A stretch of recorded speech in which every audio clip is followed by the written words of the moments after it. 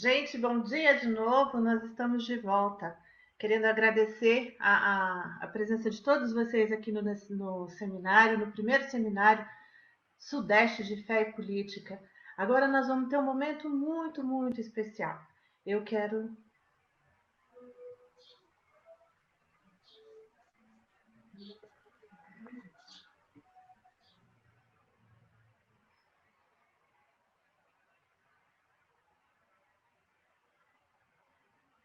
Eu gostaria de chamar a pastora Rumi Benck, que vai nos apresentar o nosso próximo palestrante, o pastor Henrique Vieira. Rumi, bom dia! Bom dia, Patrícia, tudo bom? Tudo ótimo. Eu só vou pedir um minutinho para você. Aham. Tá cruzando o som. Ah, tá ok. Acho que agora nós vamos sincronizar o som. Tá ótimo. Bom, quero cumprimentar e saudar todas as pessoas que estão acompanhando esse Seminário Sudeste de Fé e Política. Rumi, eu posso pedir um minutinho? Vamos ver se a gente consegue sincronizar o som, porque para mim aqui tá saindo cruzado. Ah, tá. Minutinho só. Aham.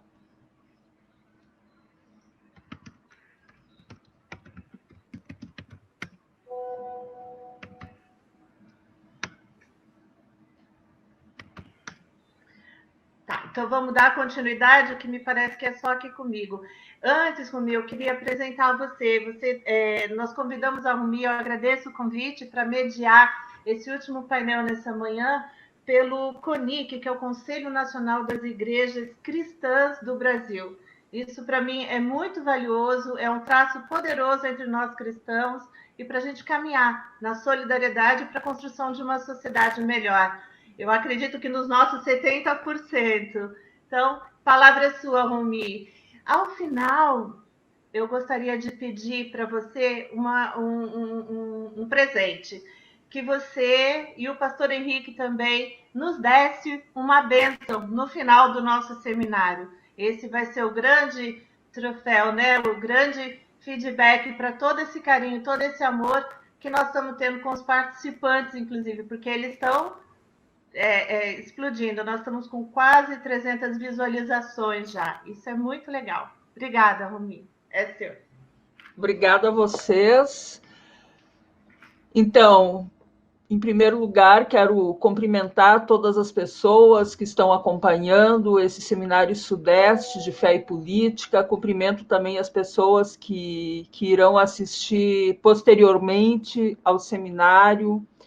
Uma discussão muito importante, a relação entre fé e política, principalmente nesse contexto conturbado que o nosso país vive. Como a Patrícia falou, eu sou pastora da Igreja Evangélica de Confissão Luterana no Brasil. Atualmente ocupo a Secretaria-Geral do Conselho Nacional de Igrejas Cristãs, um conselho que é integrado pela Igreja Católica Romana, representado pela CNBB, pela Igreja Evangélica de Confissão Luterana no Brasil, pela Igreja Episcopal Anglicana do Brasil, pela Igreja Presbiteriana Unida, pela Igreja Síria Ortodoxa de Antioquia e pela Aliança de Batistas, além dos membros fraternos, como o CESEP, que é conhecido de todos nós, o CEBI, a SESI, a Fundação Luterana de Diaconia, entre outros. Para nós é uma alegria muito grande ser parceiro, o CONIC ser parceiro desse Seminário Sudeste de Fé e Política, pelo papel de promoção do ecumenismo e do diálogo interreligioso que o movimento Fé e Política tem. É somente na nossa pluralidade, na nossa unidade, na diversidade, que a gente pode também superar os fundamentalismos religiosos que hoje fazem parte da nossa realidade. Eu, com muita alegria, quero apresentar esse nosso companheiro que vem agora falar nos próximos 45 minutos para nós, que é o pastor Henrique Vieira. Tudo bom, Henrique? Tudo bem, pastora Romy? Tudo bom? Felicidade estar com vocês. Felicidade é nossa, que bom te rever. O pastor Henrique já é bastante conhecido, nosso, uma pessoa muito importante na sua postura teológica, pastoral e política. O pastor Henrique Vieira é professor, é cientista social, historiador, teólogo, escritor, ator e membro do Conselho Deliberativo do Instituto Vladimir Herzog. E ele vai nos falar hoje sobre a Revolução do Amor, uma obra que ele publicou recentemente, que também é peça de teatro, mas que, antes de tudo, é um convite profundo para a nossa reflexão e para a nossa atuação engajada na sociedade brasileira. Então, pastor Henrique, a palavra é tua. Faltando 5 minutos para finalizar o teu tempo, eu te comunico ali pelo chat privado. Pode ser? Pode ser, sim. Muito obrigado. Bem, bom dia a todas, bom dia a todos. Muito obrigado pela oportunidade de participar desse espaço, desse seminário tão importante, tão necessário. Eu que agradeço a honra de estar com vocês. Quero compartilhar, então, um pouco dessa reflexão sobre o caráter revolucionário do amor. E, de início, já caracterizar o amor não como um sentimento apenas, não como uma emoção passageira, mas o amor como uma atitude, o amor como um modo de existir, o amor como uma decisão de vida.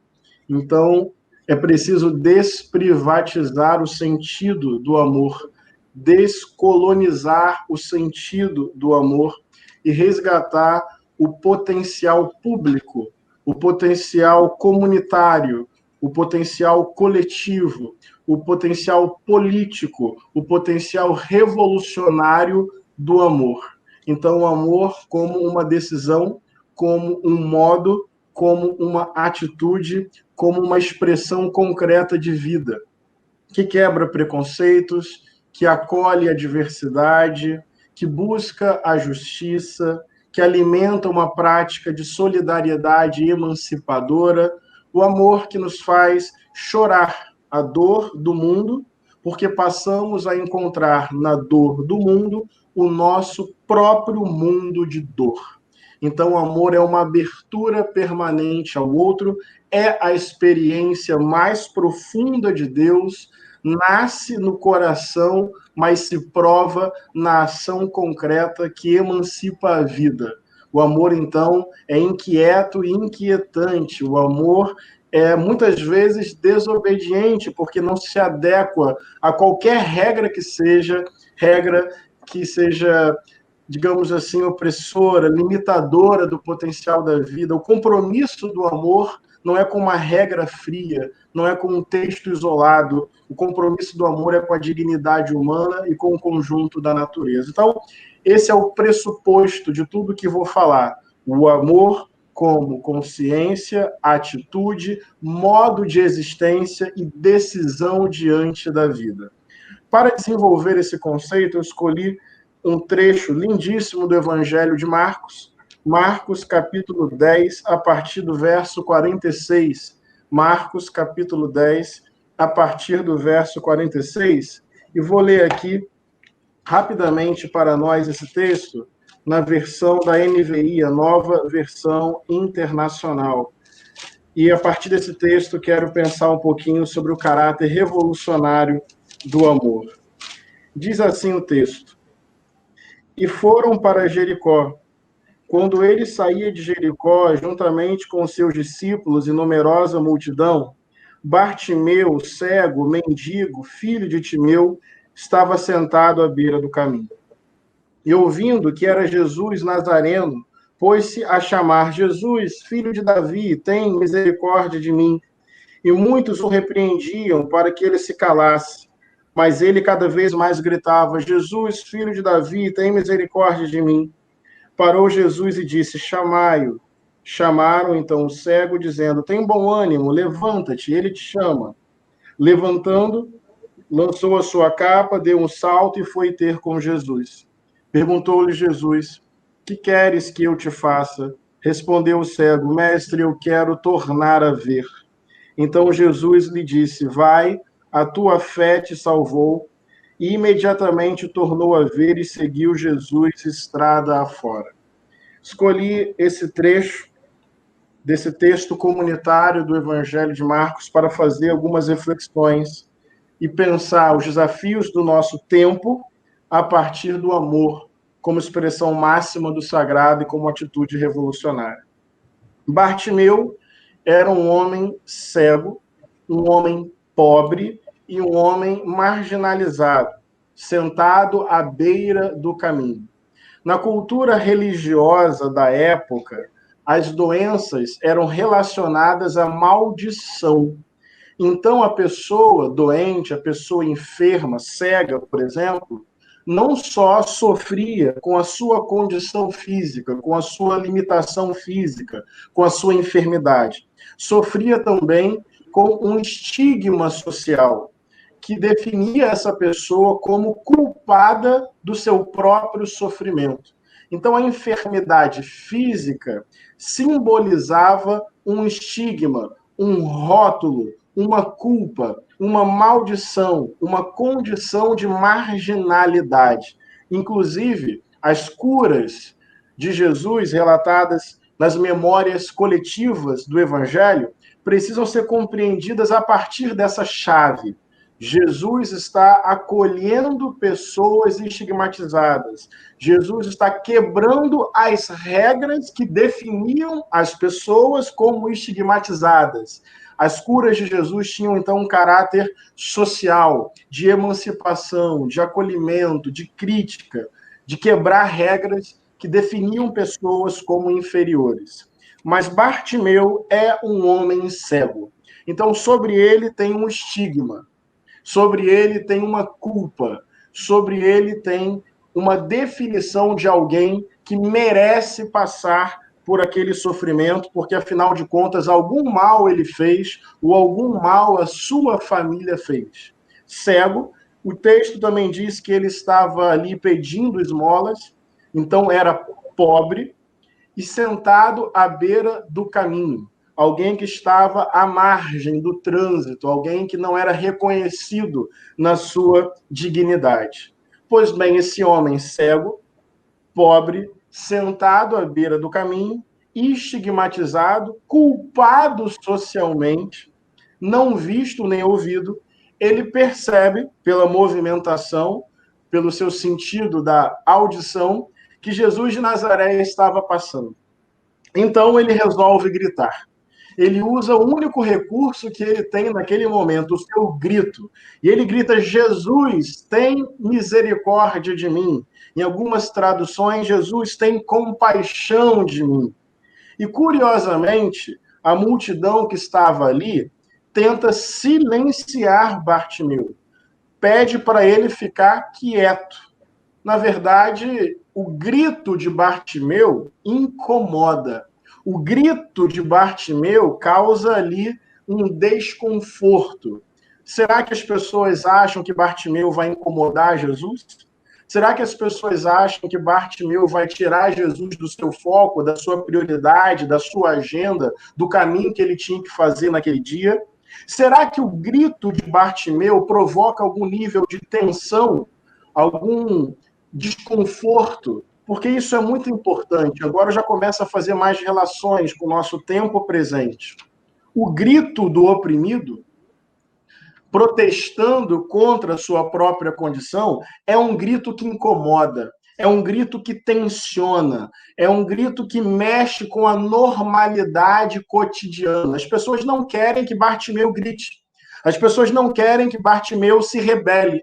As pessoas não querem que Bartimeu coloque para fora o seu protesto, o seu desejo, os seus sonhos. Não. As pessoas inicialmente pedem que Bartimeu fique em silêncio, porque o grito de Bartimeu incomoda, provoca alguma tensão. Daí eu lembro de uma pregação do pastor Martin Luther King, quando, na cidade de Montgomery, nos Estados Unidos da América, naquele contexto, uma mulher chamada Rosa Parks, ela entrou no ônibus, as leis eram segregacionistas do ponto de vista racial. Quando um branco entrasse no ônibus, um negro sentado na parte da frente deveria se levantar e ir para a parte de trás, que era a parte reservada para os negros. Naquele dia, Rosa Parks deu o seu grito. Naquele dia, Rosa Parks disse: não vou me levantar. Naquele dia, ela colocou para fora o seu desejo, expressou a sua identidade, exigiu respeito à sua dignidade. E o que aconteceu? Aquilo provocou um tensionamento, aquilo provocou um desconforto. Muitas pessoas também disseram que ela não deveria fazer aquilo. Assim como tentaram silenciar Bartimeu, tentaram silenciar a Rosa. E assim como o grito de Bartimeu provocou tensão, o grito de Rosa também provocou tensão. E Martin Luther King, numa pregação, ele diz o seguinte: olha, nós estamos organizando um movimento pacífico de boicote às empresas de ônibus que praticam estas regras racistas e segregacionistas. À medida que a gente se organiza, à medida que a gente se revolta, à medida que a gente luta pelos nossos direitos, à medida que a gente grita e rompe com essa normalidade opressora e absurda, ele responde, ele afirma: isso gera tensão. Óbvio, o grito do oprimido contra uma lógica opressora gera tensionamento e desconforto. Mexe com privilégios, mostra o absurdo da injustiça, toca em feridas, mas Martin Luther King diz: prefiro a tensão provocada por essa atitude de amor do que a falsa paz provocada pela indiferença. Prefiro a tensão provocada pelo grito fruto de amor, de compromisso com a dignidade, de busca por direitos. Prefiro essa tensão do que a falsa tranquilidade de ficar em silêncio diante de uma situação de injustiça. Sempre que os oprimidos se organizam na luta amorosa por sua liberdade, por sua libertação e por plena dignidade, isso gera tensionamento. Eu lembro de uma música do Rapa, composta por Marcelo Yuca, quando ele diz: a minha alma está armada e apontada para a cara do sossego, porque paz sem voz não é paz, é medo.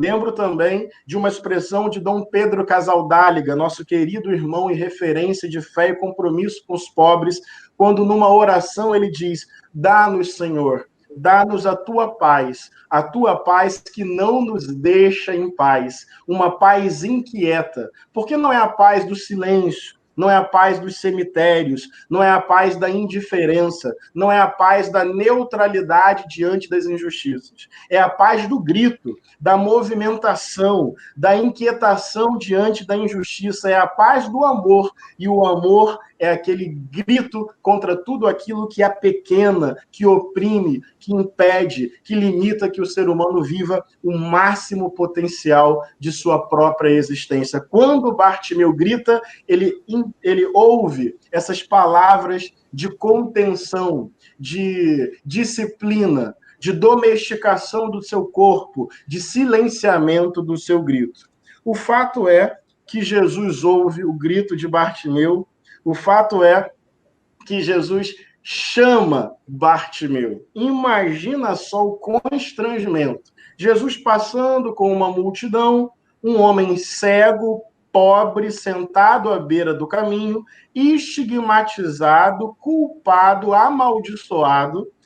Ninguém dá atenção a ele. Quando ele grita, as pessoas pedem para ele calar a boca, e Jesus, mesmo no meio daquela multidão, ouve aquele grito, percebe aquele clamor, atenta para aquela condição, e Jesus inverte tudo.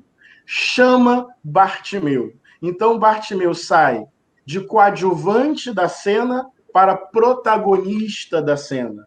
sai da lateral do palco para o centro do palco. Sai de uma situação que ninguém dava atenção a ele e passa para uma situação que todos têm que vê-lo, porque agora Jesus silenciou todas as outras vozes e colocou Bartimeu no centro, colocou Bartimeu no foco, trouxe todos os holofotes para aquele corpo, para aquela condição, para aquele grito, para aquele protesto.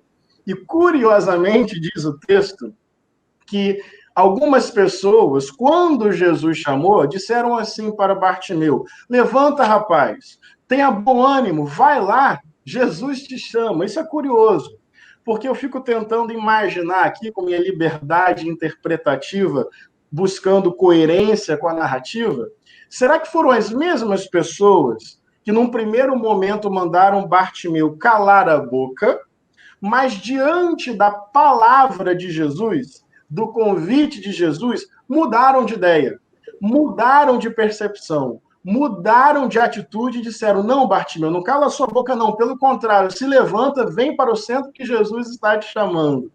Será que foram as mesmas pessoas? Por que eu falo isso? Porque hoje, em nosso país, nós temos, sim, um avanço de uma perspectiva política e de vida autoritária, violenta, antipovo, antipobre, uma perspectiva política que elege pessoas para a morte, que seleciona corpos como descartáveis, uma perspectiva política que despreza a luta do povo negro, despreza a luta dos povos indígenas, despreza a luta dos camponeses sem terra, despreza a luta daqueles e daquelas que na cidade querem e exigem o seu direito à moradia, despreza a luta das mulheres, dos LGBTs, dos pobres, ou seja, uma perspectiva autoritária, violenta, que seleciona pessoas como descartáveis e que quer silenciar estas vozes, quer apagar definitivamente esses gritos, quer eliminar deliberadamente esses corpos. Quando estas vozes gritam: queremos pão, queremos terra, queremos justiça social, queremos direito de existência, queremos moradia, queremos liberdade. Quando essas vozes se impõem, essa máquina de morte quer silenciar estas vozes e eliminar estes corpos. Só que este discurso autoritário, violento, de eliminação da diferença, de apagamento de vozes, esse discurso está atravessado, infelizmente, por uma narrativa religiosa. Esse discurso está se utilizando de simbologias do cristianismo. Esse discurso está repetindo textos bíblicos descolados do seu contexto, textos fora de contexto, que viram pretexto para apagar vozes e eliminar corpos. Quanta gente mandando Bartimeu e Rosa ficar em silêncio, porque são corpos definidos como culpados da sua própria condição, corpos que não funcionam economicamente, corpos que são um peso, um fardo para a lógica econômica do mercado, corpos indignos de vida, portanto, merecedores de morte. Sim, um avanço autoritário, neoliberal do ponto de vista econômico, ou seja, cada um por si, todos por ninguém, sem direito, sem garantia social, sem proteção social, tudo vira mercadoria, o dinheiro acima da dignidade humana, o lucro acima do bem viver, essa loucura de uma competição individualista. Então, de um lado, o neoliberalismo, ausência de direitos, meritocracia e desigualdade social, o Deus dinheiro. E do outro lado, o autoritarismo crescente, a face fascista, que vai eliminando os corpos que são desfuncionais, os corpos que não são consumidores, porque é um modelo de sociedade em que a dignidade é definida pela conta bancária, pelo endereço, pela cor da pele. Então, esse discurso neoliberal por um lado, autoritário fascista por outro. Em outras palavras, dinheiro acima da vida e corpos selecionados para a morte. Isso ainda vem com expressões como Deus acima de tudo, isso ainda vem com um imaginário religioso atravessando tudo isso. Bem, o que eu espero que aconteça a mesma revolução que aconteceu de acordo com esse texto bíblico. Muitas pessoas mudaram de posição.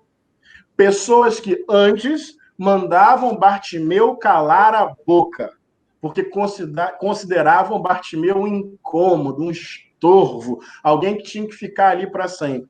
Mas, gente, diante da palavra de Jesus, diante do convite de Jesus, diante do chamamento de Jesus, elas tomaram consciência, elas se arrependeram daquela posição, elas mudaram de atitude e passaram a fazer o mesmo convite de Jesus: levanta, grita mais, vai para o centro, tua vida tem dignidade, deve ter liberdade e acesso a pleno direito. Eu espero que aconteça em nosso tempo essa mesma mudança, que muitos irmãos e muitas irmãs, diante de uma consciência do Evangelho, diante de uma espiritualidade genuína, possam compreender que estas vozes precisam ser ouvidas, que a justiça precisa ser efetivada, que os privilégios precisam ser superados e que essas pessoas têm pleno direito à existência, à dignidade reconhecida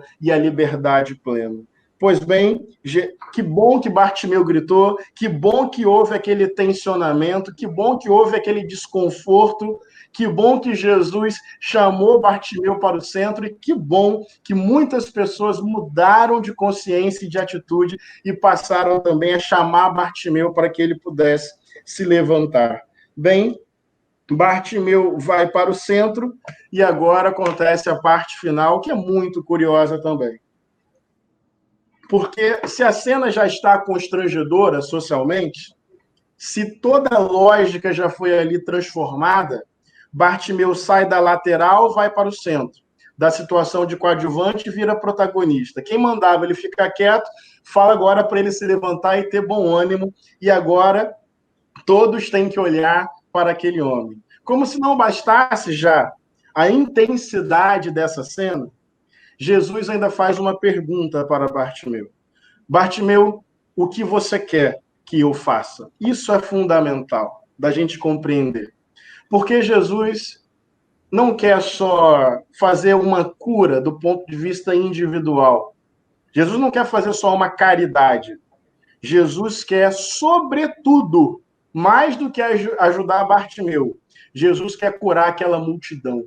Jesus quer curar aquela estrutura social que definia Bartimeu como alguém que não merecia ser ouvido. Portanto, não basta chamar Bartimeu para o centro. Tem algo mais a se fazer. É preciso que todos e todas ouçam o que Bartimeu tem a dizer. Ou seja, Jesus quer que Bartimeu fale, desenvolva, coloque para fora, com detalhe. Agora, todos e todas estão parados, silenciados, para ouvir o que Bartimeu tem a dizer. Isso é muito importante. Jesus não está dando voz a Bartimeu. Atenção a isso. Jesus não está dando voz. Bartimeu tinha voz e já falava há muito tempo. Tinha conteúdo, desejo, utopia, protesto. Jesus está dando ouvido. Voz aquele homem já tinha. O que ele não tinha era espaço para o reconhecimento da sua dignidade, para ser ouvido e para ser respeitado. Jesus não está dando voz, Jesus está dando ouvido e fazendo com que toda a sociedade ouça o que Bartimeu tem a dizer. Nós somos fruto de uma colonização eurocêntrica, genocida, patriarcal e racista.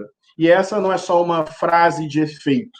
Essa é uma história sangrenta que sempre definiu corpos como descartáveis. O que eu estou falando aqui, na prática, ao longo da história do nosso país, levou milhares de pessoas a morte em vida e a morte da própria vida. Porque a lógica geral é de deixar morrer e matar. Deixar morrer e matar. Como se deixa morrer?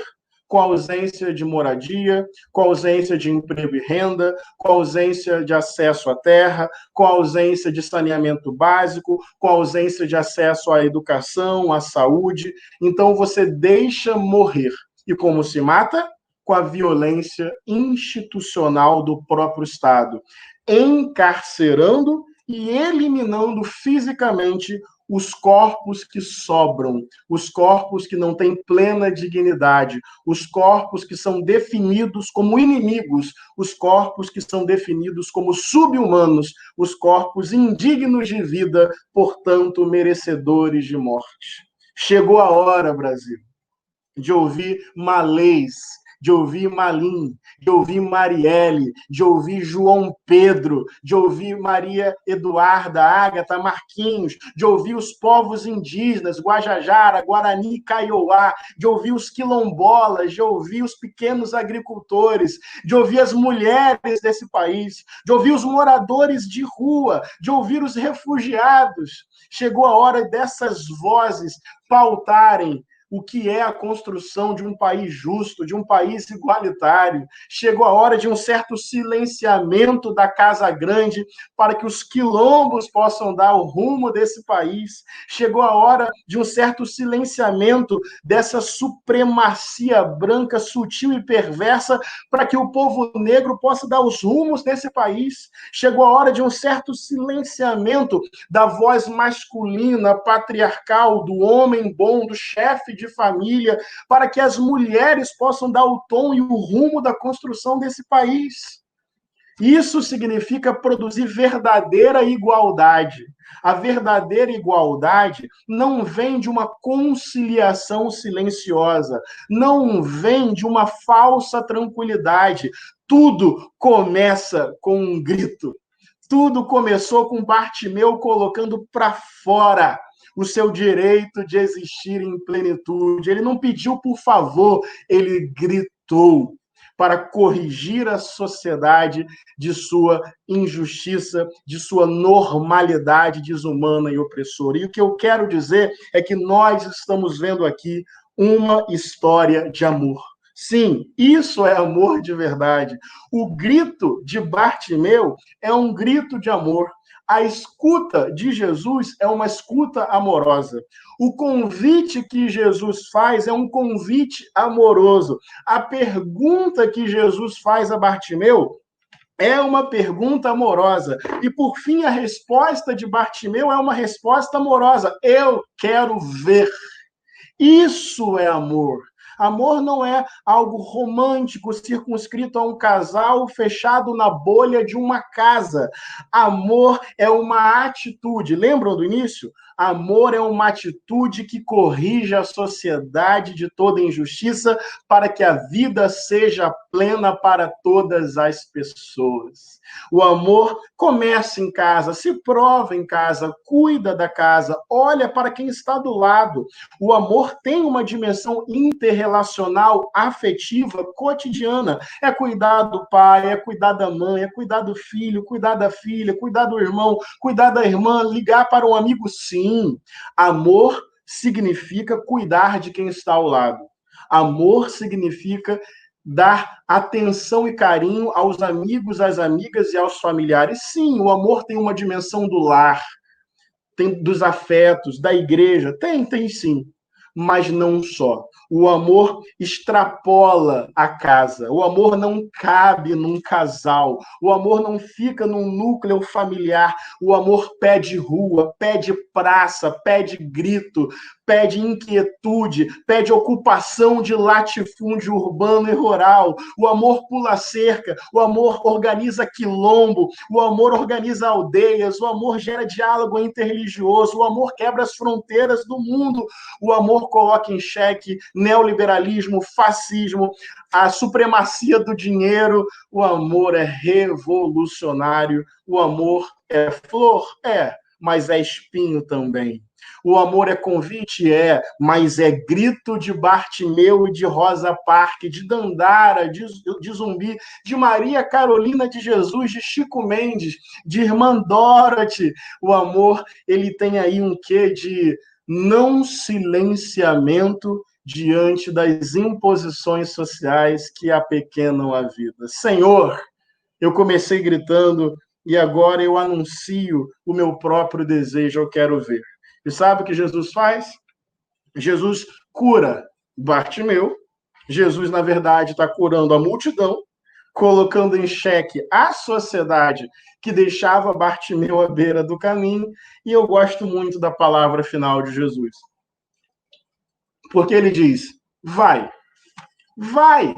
a tua fé te curou.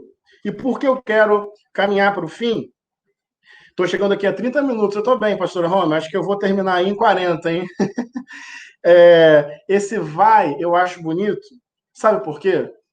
Um dos dispositivos de violência do nosso tempo é também a supremacia religiosa. É o projeto de usar o Estado, as políticas públicas, a legislação para impor à sociedade a doutrina específica de uma determinada religião. No nosso país, o fundamentalismo religioso de alguns setores cristãos é também um dispositivo de violência, de intolerância, de racismo, de projeto de poder. Por que eu estou fazendo essa relação com o final do texto? Porque Jesus não quer tutelar Bartimeu.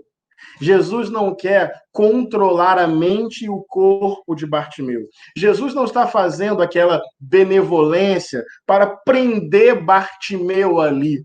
Jesus é um amante da liberdade. O espírito de Jesus é essencialmente antifascista. Jesus está dizendo, vai, segue, vive, tua fé te salvou, você se empoderou, agora segue o teu caminho. Eu estou dizendo isso porque nós temos que zelar por esse vai, por esse seja livre, viva a sua individualidade, tenha o teu próprio caminho. Eu acho muito bonito esse sopro de liberdade, essa não dívida que Jesus constrói aqui no final do texto.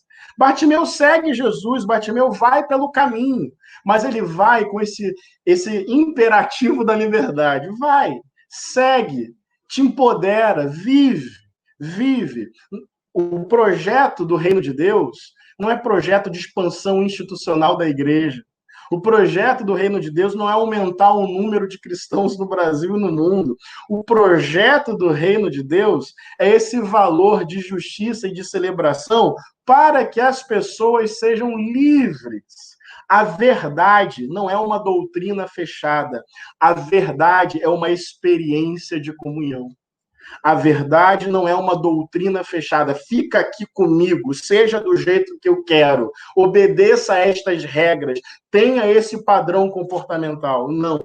A verdade é, a partir de um encontro de amor, vai, vive, anuncia a tua liberdade, promove a tua individualidade, constrói teu caminho, seja protagonista da tua vida, sem tutela, sem controle, sem uma interdição institucional. Sejamos livres de tudo, sejamos servos e servas do amor.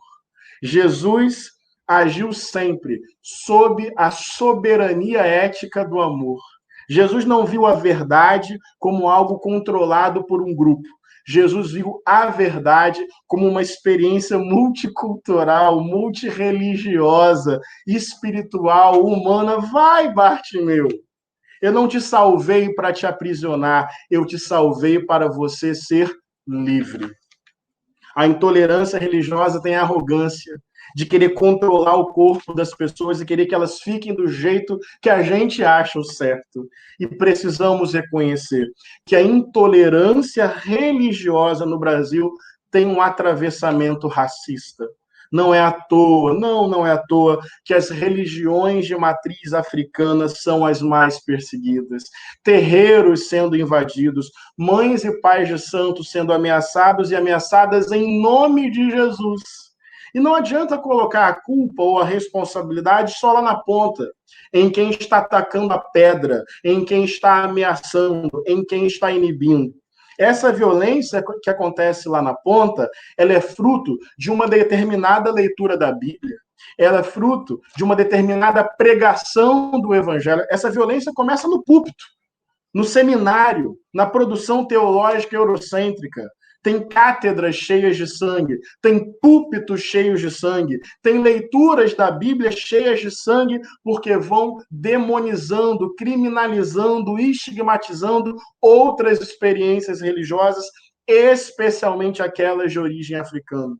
O próprio racismo impregna o cristianismo, porque rouba da Bíblia a sua negritude, rouba da Bíblia o grito latente e pulsante dos oprimidos. Quando eu falo que Jesus é negro, em vários lugares, sempre me pedem uma tese acadêmica para provar isso, o que é muito curioso. Se a gente fala que Jesus é branco, mostra uma imagem de Jesus branco, você pode virar a página, seguir em frente, ninguém te pergunta nada. O Jesus branco não tem que ser provado, porque ele foi naturalizado. Já o Jesus negro causa incômodo e tem que ser defendido. Ou seja, o racismo não está só na atitude de violência. O racismo está no olhar, está na forma de conceber a vida. O racismo está na maneira através da qual lemos a Bíblia e silenciamos as vozes negras da Bíblia. Então, na verdade, eu gosto desse final de liberdade. Bartimeu, vai, segue, constrói teu caminho, escreve a história da tua vida. O Evangelho tem esse espírito de não tutela, de não vigilância. O amor é a regra que vai nos fazendo discernir o que é melhor para a vida em cada situação. Jesus sempre fez isso. Jesus relativizou regras porque absolutizou o amor. Jesus relativizou regras porque tornou o amor absoluto. Tornou o amor o filtro ético para decidir sobre a vida. Nesses últimos 5 minutos, eu queria ir para uma outra dimensão. Eu queria caminhar para o final conversando com vocês sobre o terrível momento que estamos vivendo no nosso país. Um projeto autoritário que fere as nossas demarcações democráticas. Nós sabemos que a nossa democracia é muito frágil, muito limitada, muito imperfeita. Mas essa nossa frágil democracia, ela está agora sob ataque frontal, no seu limite, um projeto deliberadamente autoritário. Estamos diante de um terror. Daí eu lembro de João, capítulo 13, para chegar nessa parte final. Em João, capítulo 13, começa dizendo que Jesus entende que é chegada a sua hora. Gosto, acho bonita e misteriosa essa expressão do Evangelho de João. Jesus sabe que é chegada a sua hora. E tendo amado os seus, olha essa expressão, amou até o fim. Sabendo que é chegada a sua hora, tendo amado os seus, amou até o fim. Essa expressão, sabendo que é chegada a sua hora, nós podemos entender dentro da dimensão muito teológica do Evangelho de João, é o Evangelho, digamos assim, mais simbólico, mais metafórico da Bíblia. Então, Jesus, tendo consciência de que chegou o momento da cruz. Ou podemos interpretar como uma análise de conjuntura de Jesus. Tipo assim, o movimento enfraqueceu, os líderes religiosos estão cada vez mais ali perto das estruturas do Império Romano, estamos sob ameaça, a cruz está se aproximando. Seja por uma dimensão mais onisciente, de uma leitura joanina, seja por uma análise de conjuntura. Olha, a situação está difícil, o Império Romano está se aproximando, o cerco está se fechando, a cruz está logo ali. O fato é que, diante do terror, o que Jesus fez? Diante do terror, o que Jesus fez? Diante do terror, o que Jesus fez? Amou. E amou até o fim. Diante do terror do Império Romano, Jesus chamou seus discípulos e suas discípulas e partilhou a ceia. Dividiu o pão, celebrou o vinho e ajoelhou-se e lavou os pés dos seus discípulos. Diante da concentração de poder do Império Romano, diante da coroa, do tapete vermelho, da cavalaria, do privilégio, da opulência material, do terror imposto pela violência e pela cruz, Jesus chamou seus amigos e suas amigas e fez uma roda, e distribuiu funções, e descentralizou o poder, e se ajoelhou, e mostrou que na lógica do reino, os menores são os maiores, os últimos são os primeiros, os humilhados são exaltados. Na lógica do evangelho, a glória não é ser servido. Na lógica do evangelho, a glória é servir. E Jesus olha para eles e para elas e diz: vocês entenderam o que eu estou fazendo? Eu sou mestre, vocês podem me chamar de mestre.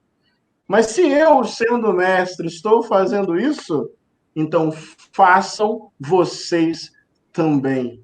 Felizes serão se praticarem estas palavras. Lembram do início? O amor não é contemplar o gesto de Jesus.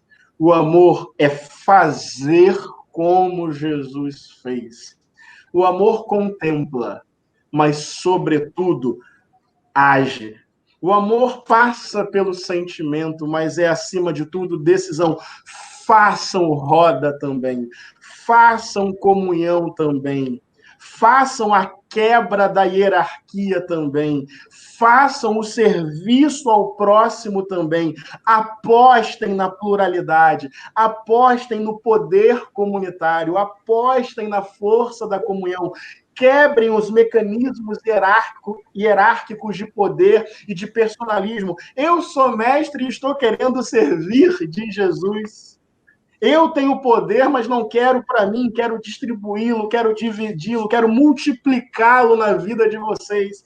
Diante do terror, o programa político de Jesus foi a partilha, a divisão de poder, a distribuição de tarefas, a mesa da comunhão. Jesus respondeu o terror com o amor. Não amor quietinho, mas pelo contrário, o amor revolucionário. E em João 13, 34, 35, chegando aqui aos 42 minutos, faltam 3 para acabar o jogo.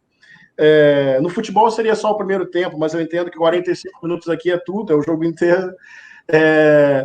Jesus diz, olha, eu dou esse mandamento para vocês aí, esse mandamento é novo, e é o que eu dou.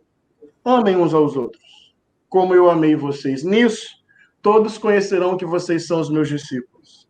Se vocês amarem uns aos outros, não é pelo dogma, não é pela doutrina, não é pela moral, é pela capacidade de praticar o amor como revolução que nós mostramos ao mundo que a gente vem de Jesus. E que Jesus não é sequer propriedade privada do cristianismo. Jesus é esse corpo oprimido. E eu quero terminar dizendo que Jesus de Nazaré já voltou, viu, gente? Não sei se vocês viram alguma notícia por aí. Evidente que a gente tem a esperança do reino de Deus ser consumado. Mas essa coisa de ficar olhando para um evento mágico futuro nos faz perder de vista que Jesus já voltou. E há 3 semanas atrás, Jesus estava brincando com seus amigos no quintal da sua casa, na região metropolitana do Rio de Janeiro. Jesus estava em São Gonçalo, uma cidade muito pobre. E diante de uma ação policial, Jesus tomou um tiro nas costas e morreu. Jesus estava no corpo de João Pedro. E também Jesus voltou. Essa semana ele estava no chão, na cidade de Minneapolis, nos Estados Unidos. E ele foi asfixiado também. Ele pediu para respirar. Jesus disse que não estava conseguindo respirar, mas mesmo assim, o peso do racismo ficou sobre o pescoço dele até o fim. Jesus já voltou no corpo de João Pedro, já voltou no corpo de George Floyd, de Marielle, de Zumbi, de Dandara, de Chico Mendes, de Irmã Dorothy. Jesus já está aí. Mas, amigos e amigas, o final do Evangelho não é a cruz. O final do Evangelho é a ressurreição. E ressurreição não é reanimação de cadáver. Ressurreição é anúncio de que há um lugar de vida plena, em que João Pedro brinca com alegria, em que George Floyd respira com tranquilidade, em que os indígenas têm acesso à sua terra, em que homens e mulheres não são mais tratados com diferença, em que é justa toda forma de amor, que o pão está na mesa de todo mundo, que as casas não têm trancas, mas têm portas e janelas abertas para que a sorte possa entrar. Nós afirmamos a ressurreição e o Pentecostes, o derramar do Espírito, a multiculturalidade, muitas línguas conversando, todo mundo se entendendo na mesa horizontal da comunhão. E tudo começou com um grito. Tudo começou com um grito. Termino com o início. Que bom que Bartimeu não ficou em silêncio, mas por amor gritou para que Jesus, por meio daquele grito, curasse uma sociedade apática, violenta e indiferente. O grito do oprimido é o instrumento usado por Deus para curar o mundo. Isso é amor como revolução.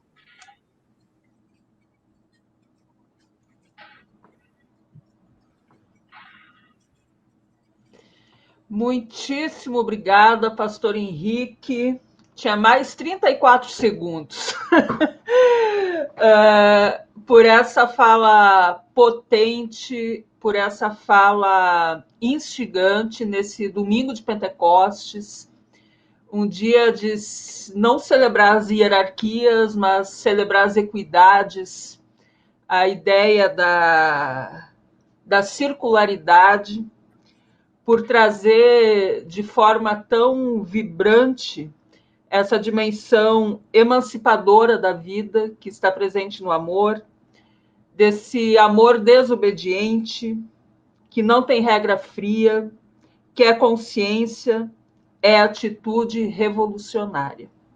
Nós temos inúmeras manifestações das pessoas interagindo com a tua fala, se sentindo motivadas, e me parece que esse seu momento final de trazer a perspectiva da ressurreição, a ressurreição também vence os fascismos, vence os racismos, e depende muito da gente se comprometer com essa presença amorosa revolucionária e colocar esse amor como revolução, como a dimensão prática da nossa fé.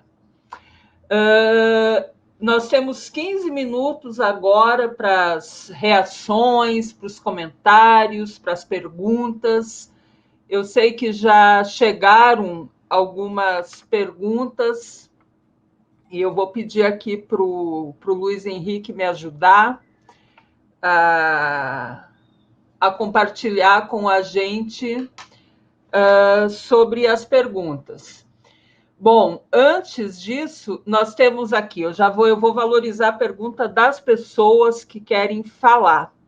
Então, a gente tem aqui o Alex Alves, que lembra que em 2018 vocês tiveram uma caminhada ecumênica, você e ele tiveram uma caminhada ecumênica no Rio de Janeiro, e ele pergunta, tem como nós, unidos, organizarmos ações políticas além da agenda eleitoral? Uma pergunta muito importante, porque a política ela não se resume ao processo eleitoral e nem à disputa de cargos, porque a democracia é muito mais ampla, ela prevê também uma transformação das estruturas de poder. É um pouco dessa lógica de que também apareceu muito forte na tua fala da quebra das hierarquias, que não devem ser só religiosas, mas também precisam ser na política. Então, devolvo para ti. Não, super concordo com o Alex Alves, não é isso? Uhum. Acho que tem como e acho que é absolutamente necessário a gente juntar diversas expressões religiosas numa agenda política supraeleitoral. Nós podemos falar em defesa da democracia, das liberdades individuais e coletivas, podemos ter uma agenda propositiva em torno da justiça social, da distribuição de renda, da reforma agrária agroecológica, uma agenda de garantia da diversidade. Sabemos que o racismo, o machismo e a LGBTfobia são mecanismos de opressão que interditam liberdade e que impõem sofrimento. Uma agenda ecológica fundamental de respeito à natureza, de proteção ambiental, uma agenda necessária com relação à causa dos povos indígenas em nosso país. Vale dizer que atualmente tem crescido uma presença de missionários colonizadores em áreas de povos indígenas isolados, desagregando o modo cultural destas aldeias, destes povos, e ainda impondo riscos de saúde, ainda mais num contexto de pandemia. Ou seja, tem tanta coisa a se fazer, e já existem, evidentemente, muitas iniciativas ecumênicas, interreligiosas, com uma agenda de democracia, de justiça social e de justiça ecológica. Nós precisamos fortalecer estas iniciativas e, na minha opinião, ampliar a nossa capacidade de unidade. Uma unidade que respeita, evidentemente, as singularidades, mas é tempo de reforçar uma agenda comum, de unir igrejas, movimentos, coletivos, para que a gente possa afirmar a democracia, a justiça social e a justiça ecológica. E concordo muito. A eleição tem o seu valor numa agenda democrática, ela é importante, mas a democracia, como bem disse a pastora, é muito além do processo eleitoral, é uma cidadania ativa, cotidiana, que realmente é capaz de transformar a sociedade. Ótimo, nós temos também aqui agradecimentos a Kate, que está fazendo esse papel maravilhoso e fundamental de traduzir essa contribuição do pastor Henrique para a linguagem de Libras, uma perspectiva inclusiva, que também é política, é revolucionária, quando a gente garante que todas as linguagens sejam manifestadas e apareçam. Essa perspectiva do grito de Bartimeu, esse grito ele é múltiplo, ele vem de várias formas. Sim. O Pentecostes, que é o dia que nós celebramos hoje, é uma festa revolucionária, porque é potente na sua diversidade, na sua multiculturalidade, como você bem disse. E agora eu vou fazer uma pergunta que dialoga com outra pergunta que apareceu aqui, que é como a gente potencializa esse Pentecostes também, esse espírito da Ruach, da sabedoria divina, como uma força revolucionária do amor. O Pentecostes é a data fundante da igreja e durante muito tempo ele foi burocratizado, né? Se tirou toda a força que representa o Pentecostes e se patriarcalizou o Pentecostes, se tirou o espírito plural que essa festa tem. E eu gostaria que você comentasse um pouco sobre essa força vibrante dessa espírita da nossa tradição, dessa dimensão feminina e feminista de Deus. Com certeza, pastora. Nós entendemos que Pentecostes é o contraponto de Babel, a Torre de Babel e seu projeto unitário, o seu projeto totalitário, o seu projeto de uniformização do comportamento, o seu projeto de poder. Pentecostes é o contrário, é horizontal, é plural, é comunitário, é multilinguístico, é multicultural, é o derramar do Espírito quando a diversidade acontece. é o derramar do Espírito quando a justiça é efetivada, quando a colheita quando o produto da colheita é distribuído, o Espírito se derrama e confirma a nossa comunhão. Então, eu concordo muito. Eu acho que a gente tem que potencializar isso. Se eu fosse fazer um recorte assim da minha fala, e toda fala é um recorte, nós temos que descolonizar a nossa construção teológica. Eu acho que essa é a força mais coerente com o espírito de Pentecostes. Existe uma teologia hegemônica que ainda é eurocêntrica, que ainda é patriarcal, que ainda é colonizadora, que ainda masculiniza a percepção de Deus, que ainda coloca outras narrativas como heréticas, como desviantes, como menos importantes. Então, acho que a melhor forma de ser coerente com aquela multiculturalidade que o Espírito abençoa é a partir dessa correção. Então, a teologia feminista, a teologia negra, o diálogo da teologia com a ecologia, o diálogo interreligioso, não como método apenas, não como operação prática apenas, mas o diálogo interreligioso de princípio, porque compreendemos que cada tradição espiritual e religiosa é um fragmento da verdade, mas não é a verdade totalmente acabada, pronta, definitiva e absoluta. Portanto, abrir-se ao outro é aprender mais sobre esse Deus comunitário, esse Deus supragênero, esse Deus não contido na linguagem, na perspectiva masculina, eurocêntrica, colonizadora, patriarcal e branca. Então, valorizar essa produção e esse fazer teológico. Eu estou falando de duas coisas, tanto da produção quanto dessa teologia que se faz na carne, no osso, no corpo, no suor, na vida desses corpos historicamente marginalizados, colocados como subalternos. Temos que devolver a verdade ao seu lugar. A verdade hoje é ainda um instrumento doutrinário controlado por alguns. Temos que pegar essa verdade aí, sequestrar essa verdade e no derramar do Espírito ver que ela ganha outras cores, outros rostos, outros endereços, outros lugares nesse mundo. Então, eu acho que essa é a forma. Imagina quanta coisa bonita sobre o sagrado, sobre a espiritualidade, sobre a vida, se a gente descolonizar o nosso pensamento e se a gente ouvir esse grito das mulheres da América Latina, dos quilombos, dos indígenas, das diversas espiritualidades, do povo negro. A gente só tem a ganhar percepção sobre Deus e viver um pouco desse Pentecostes, entender a língua do outro para a promoção do bem comum. Mas eu acho que para fortalecer o espírito feminino de Deus, arruar esse vento sem controle e sem capacidade de domínio nosso, não é só conceito, não é só uma fala bonita, é prática de escuta e de empoderamento desse fazer teológico que vem de outros lugares. A gente precisa destronar de vez o controle da verdade por uma determinada narrativa. Muito bom. Pode falar?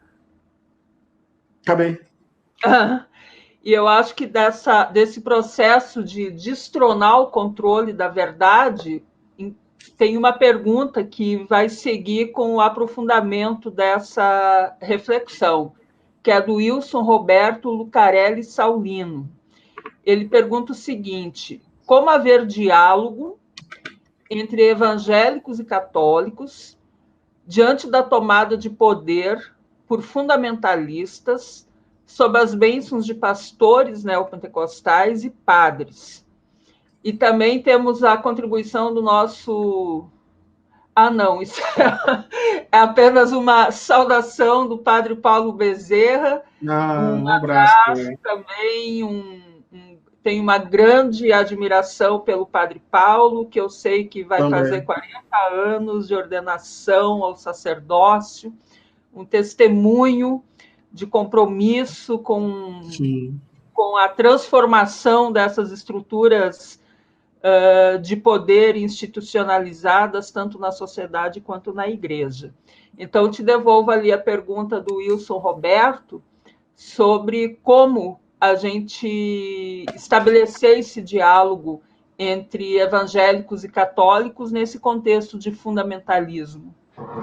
Eu acho sim. O primeiro passo é entender essa diversidade que existe tanto no campo católico quanto no campo evangélico. É a partir dessa compreensão que a gente vai fortalecer esse diálogo. Ou seja, tem padres apoiando esse projeto fundamentalista, autoritário, fascista, tem pastores apoiando esse projeto autoritário, fundamentalista, fascista, mas não são todos os padres, não são todos os pastores. Então nós temos que focar nessa diversidade, nessa capilaridade que existem tanto no campo católico quanto no campo evangélico, e criar uma agenda comum, um manifesto comum, posição comum, espaços de diálogo, juntar para lutar por direitos, né? Esse diálogo já existe na prática de maneira espontânea, já existe na prática de forma organizada. O que nós temos que fazer, na minha opinião, é potencializar. A pastora disse bem, acho que esse comentário de agora é um desdobramento do comentário anterior que eu fiz. É destronar essa verdade aí. Não falam em nosso nome, não representam o conteúdo da nossa fé. Temos que, em certa medida, desautorizar isso e afirmar que o conteúdo da nossa fé é um conteúdo vinculado à democracia, aos direitos humanos, à justiça social. Eu lembro que um pouquinho antes da quarentena, eu estive em São Paulo, era uma segunda-feira à tarde, e a gente organizou ali uma roda de conversa na Igreja Metropolitana, ali perto da República, para conversar sobre essa junção de cristãos e cristãs pela democracia. Numa segunda-feira à tarde, eu aproveitei uma agenda que eu tinha em São Paulo, cheguei um pouco antes, liguei para algumas pessoas, um monte de gente se reuniu. Olha, tinham mais de 60 pessoas, vários coletivos, vários movimentos, várias igrejas, tanto evangélicos quanto católicos. Aquilo me deixou assim impressionado com o nosso potencial. A gente também tem que ter essa força, a gente não pode desmerecer o nosso tamanho. Eu sei que a conjuntura é difícil, eu sei que nós não temos instrumentos de poder, mas nós temos uns aos outros, e eu suponho que não sejamos tão poucos assim. Se a gente se organizar e chamar, a gente consegue fazer muito esse grito de Bartimeu e incidir sobre a história. A gente não pode, eu tenho falado isso muito com as pessoas, não podemos antecipar a derrota dentro do nosso coração. Senão a gente se apequena e deixa de agir. Ah, não, acabou tudo, não temos mais o que fazer. Temos muito o que fazer juntos, e estou apostando que tem muito grito por aí. Se a gente se organizar, isso ganha amplitude, e essa é a única forma de derrotar. A gente pode contemplar e deve orar. A gente pode contemplar e deve orar, mas logo depois abrir a porta e agir, porque na ação a gente reage. E a gente tem capacidade de afirmar um país democrático, sim. Não vamos entregar os pontos, não. Esses padres, esses pastores não representam o conteúdo da nossa fé. Muito bom. Inclusive, teve alguém ali chamando da importância de que nós precisamos recuperar os espaços participativos, os conselhos, as associações. Quer dizer, nós temos muita experiência acumulada, porque nós já enfrentamos uma ditadura no país. Aliás, a história do povo pobre, do povo negro, do povo indígena é de enfrentar permanentes autoritarismos, porque o nosso país, na verdade, nunca foi um país democrático por excelência. O autoritarismo faz parte da nossa história.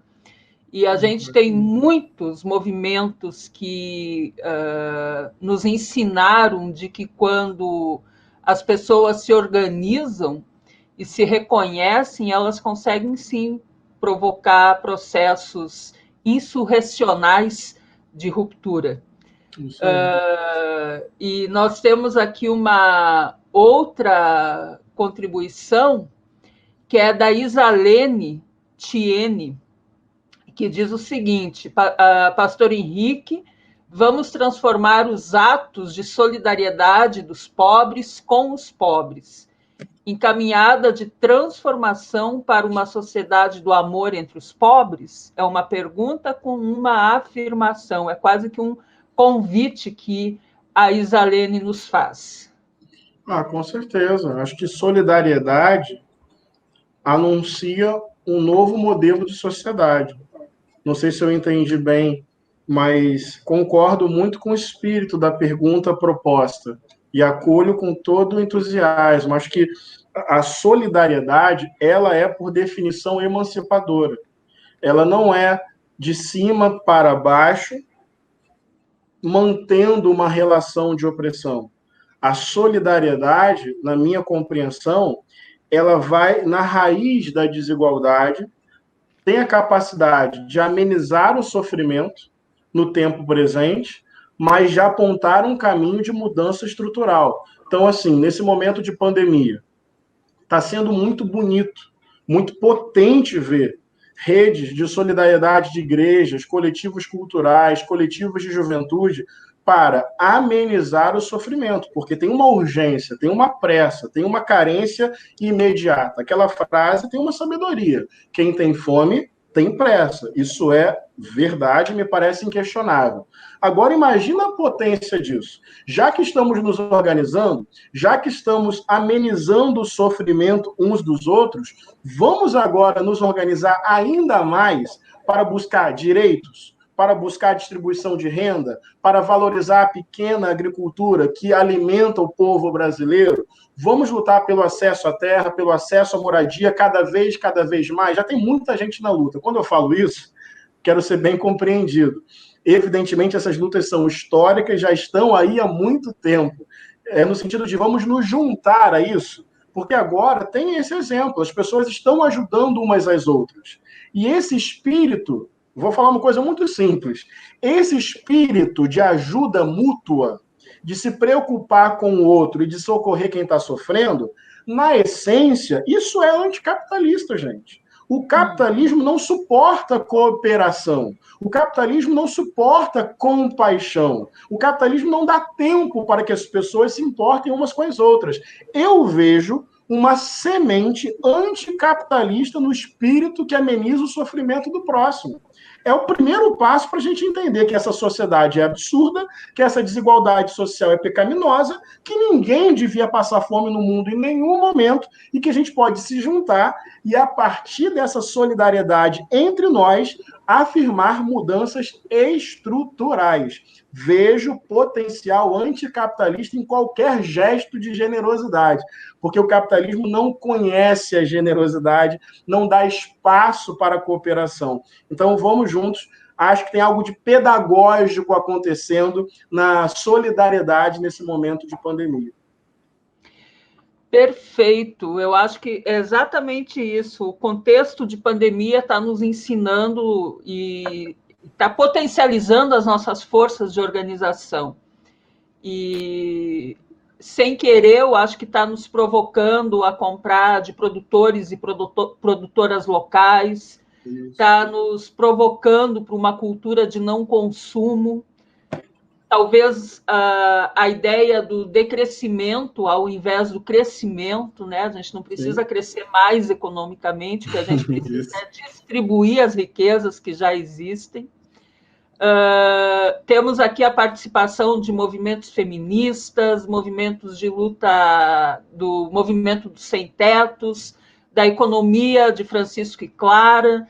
Então, nosso abraço, nosso carinho a todas as pessoas que estão acompanhando esse finalzinho de manhã de seminário. Nós temos mais 2 contribuições aqui, e com essas 2 a gente encerra. Tem uma até que a gente já mais ou menos respondeu, mas talvez se você quiser fazer uma conclusão em cima dessa pergunta, que é a do Newton Júnior, da Escola Batista Coqueiral, lá de Natal, que tem uma contribuição maravilhosa de testemunho. A pergunta dele é: o que o fogo de Pentecostes deixa de legado à nossa prática de fé para os dias atuais? E o Tobias Tomines Faria, ele pede para que você fale um pouco do seu novo livro, sobre o que você pretende tratar e abordar no teu novo livro. Acho que isso serve de motivação para todos e todas nós também. É uma curiosidade coletiva. Tá bom. Bem, acho que sobre o fogo de Pentecostes, nós basicamente já comentamos aqui. Eu acho que é esse espírito de multiculturalidade, de celebração da diversidade, de partilha de bens. Esse é o verdadeiro avivamento, esse é o fogo do espírito no seu conteúdo mais profundo. Não é uma catarse no meio de um culto. Avivamento, é óbvio que a gente pode se emocionar, viu? Numa canção, numa oração, daí a mão se levanta, daí você chora. Essa dimensão emotiva da experiência litúrgica, ela não é ruim em si. A gente se emociona vendo um filme, a gente se emociona assistindo uma peça, a gente se emociona lendo um livro, a gente se emociona num culto. Mas é porque, não sei se no meio católico é assim, mas no meio evangélico, muitas vezes a ideia de fogo do espírito está associada a essa emoção no contexto do culto. Eu queria ir muito além disso. Esse fogo do espírito é uma coisa muito mais profunda, ética, o verdadeiro avivamento não é uma emoção passageira. O verdadeiro avivamento é uma transformação de mente, de coração e de atitude no espírito de Pentecostes, né? O diálogo, a celebração da diferença e a promoção da justiça. Que Deus nos abençoe. Sobre o novo livro, na verdade, tem uma novidade. Eu tenho 2 livros nesse momento que estão para surgir. O primeiro já até terminou. Vou usar esse espaço para anunciar. Eu troquei cartas, pastora Romy, nessa quarentena, eu troquei várias cartas com o monge Marcelo Barros. Sabe?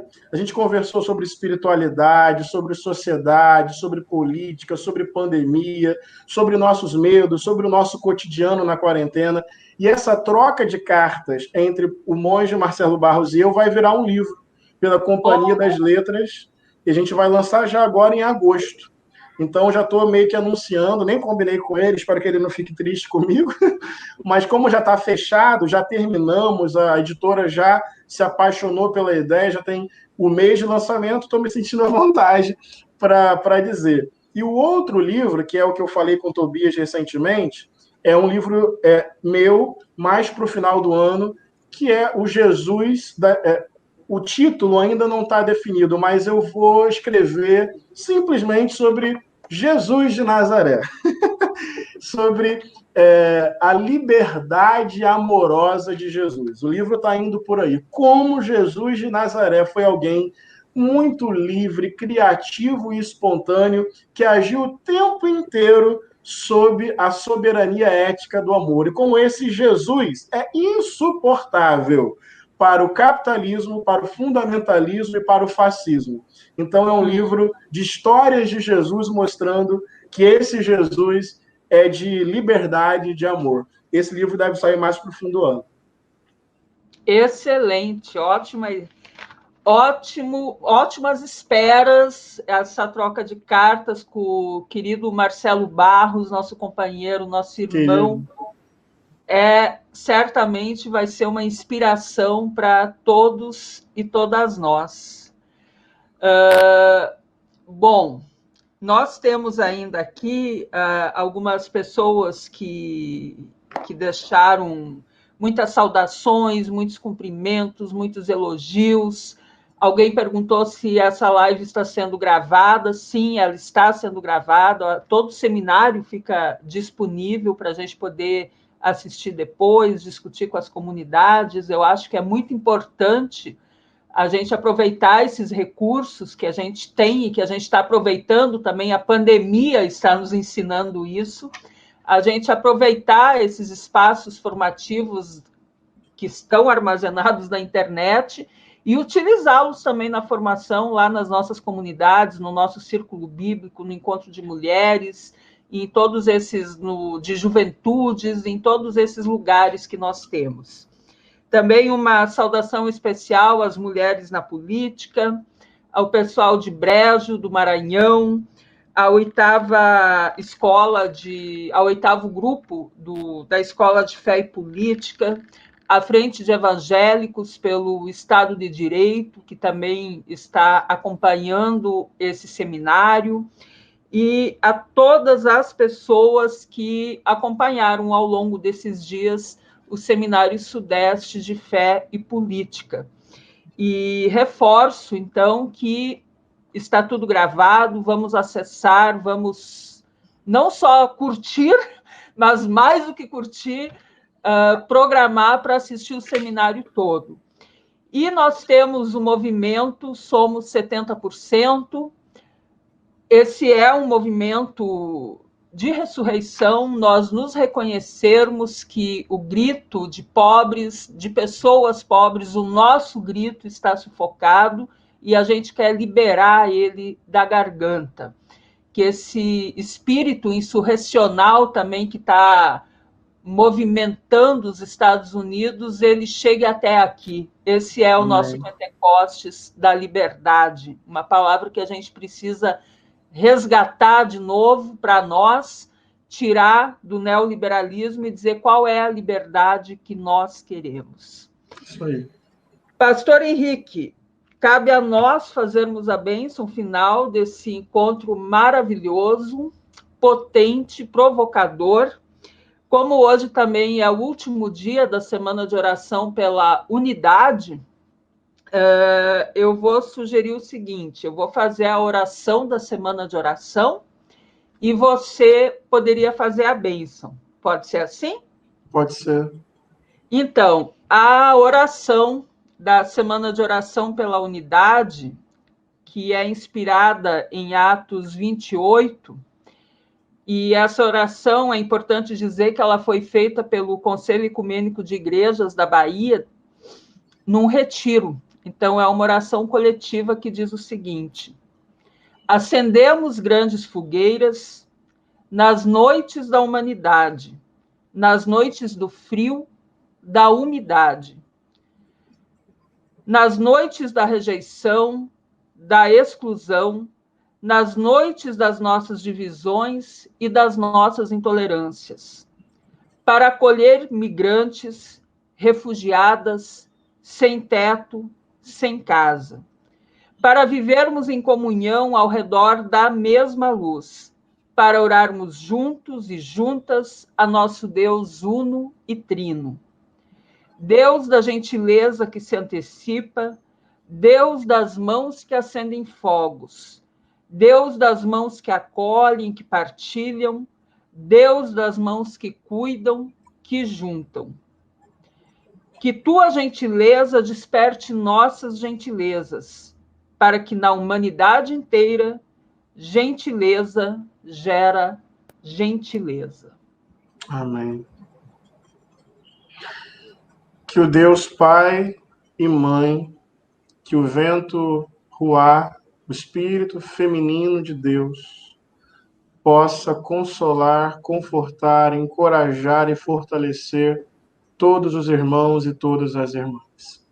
Que o consolo de Deus esteja agora sobre todas as pessoas que estão lutando para sobreviver nesse momento de pandemia e sobre as famílias que já estão chorando pela perda de alguém querido, de alguém amado que se foi. Que esse Espírito de Deus possa renovar os nossos sonhos e a nossa esperança. Que nós possamos reconhecer a dor da cruz, mas não perder de vista o destino da ressurreição.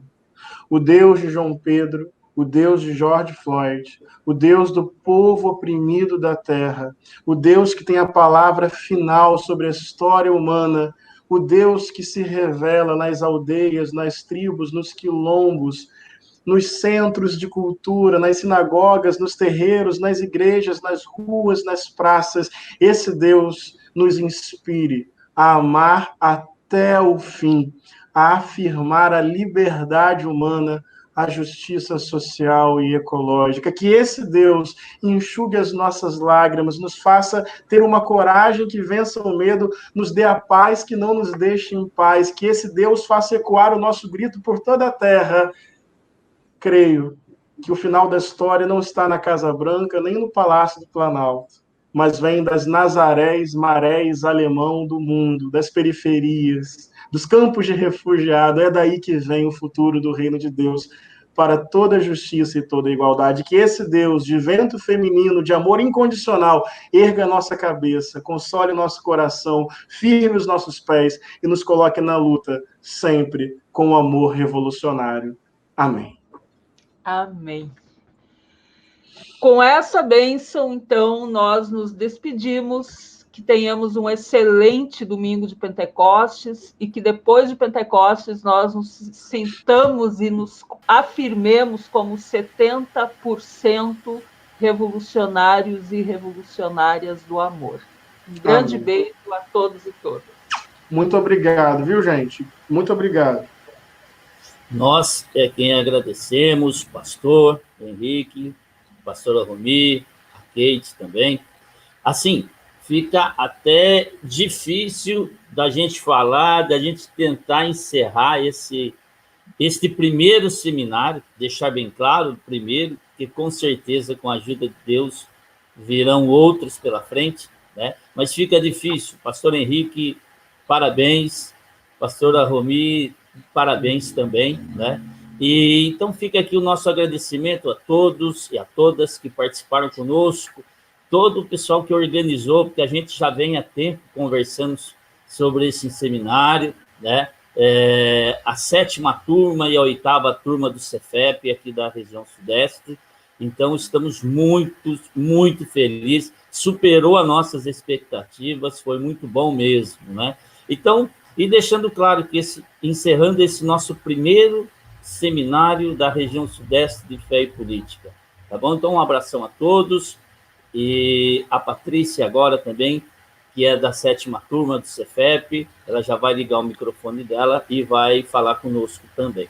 Um abraço a todos e muito obrigado mesmo, de coração. Nós que agradecemos. Obrigada, pastora Romi, obrigada, pastor Henrique. Eu estou muito emocionada e eu tenho certeza que toda a equipe, toda a coordenação e todos que nos ouvem, que nos assistem também. Mas a gente tem que terminar agradecendo aos nossos apoiadores, que a Rede de Escolas de Cidadania de São Paulo, a REC, a Pastoral de Fé e Política da Arquidiocese de São Paulo, agradecer ao Movimento Nacional de Fé e Política, ao CNLB, o Conselho Nacional do Laicato do Brasil, ao ISER, Assessoria, ao Centro Ecumênico de Serviços de Evangelização e Educação Popular, o CESEP, ao Núcleo de Estudos Sócios Políticos, o NESP, da PUC de Minas Gerais, e ao CUNIC, que nos deu as maravilhas de vocês, o Conselho Nacional de Igrejas Cristãs do Brasil. Eu quero agradecer de muito coração à Pastoral do Surdo, que nos trouxe na pessoa da Inês, a Kate e a Marta, que possibilitou que